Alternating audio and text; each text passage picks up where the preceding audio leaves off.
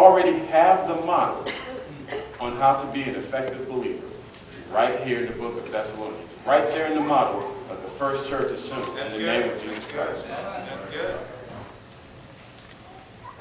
As Paul is in exile, he hears things about his church.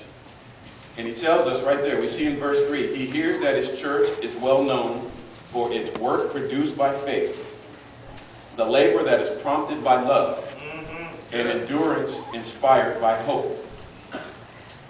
Faith, love, and hope. Right there are the three basic tenets we need to be an effective believer. Faith, love, and hope. But if we want to be effective in it, we need to know what those things mean. All right. We see faith is defined in Hebrews 11:1.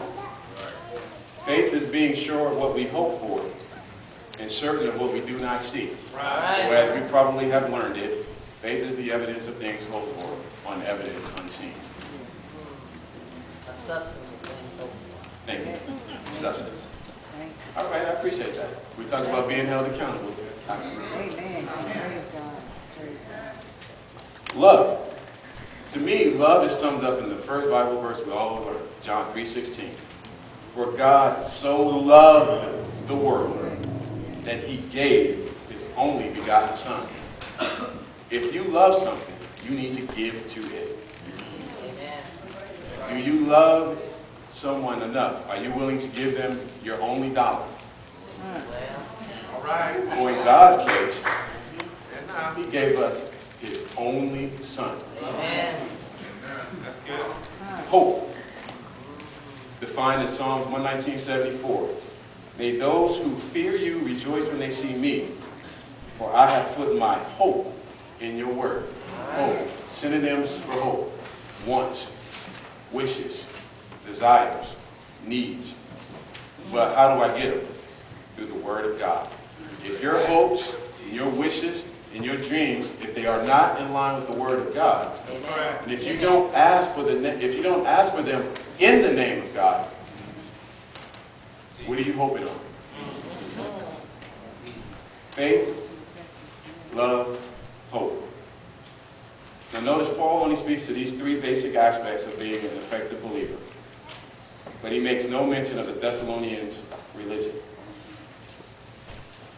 And we sit here today and we proudly call ourselves Christians. But identifying myself as a Christian doesn't necessarily mean that I'm a believer. Come on now. In fact, most of the time, if we identify ourselves as a Christian, all I do is identify my religion. We all know that there's a big difference between religion and faith. All right. That's right. Amen. Although the term believer appears countless times in our Bible, throughout the Word, throughout the Scripture, the word Christian is only used 3 times. I had to look, I didn't believe it. I had to look, check that a couple sources. 3 times. That's right. And the word Christian is actually given to the body of believers by the world.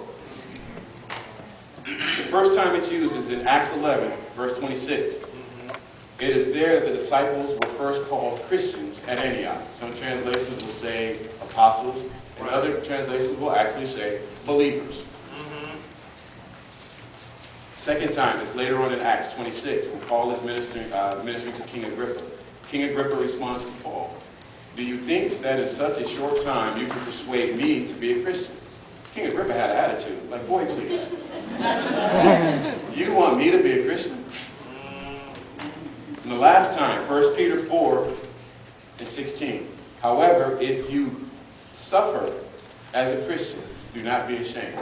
Back at this time, in the Roman Empire, if you were labeled a Christian, you pretty much had a death sentence. Yeah.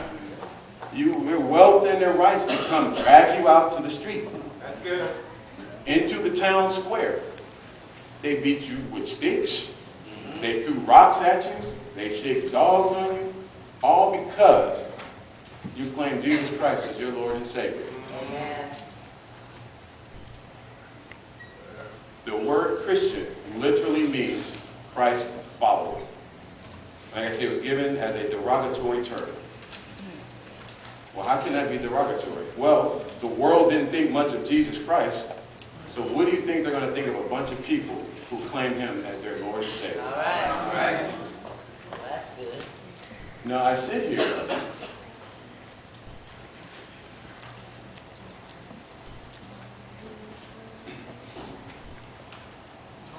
We use religion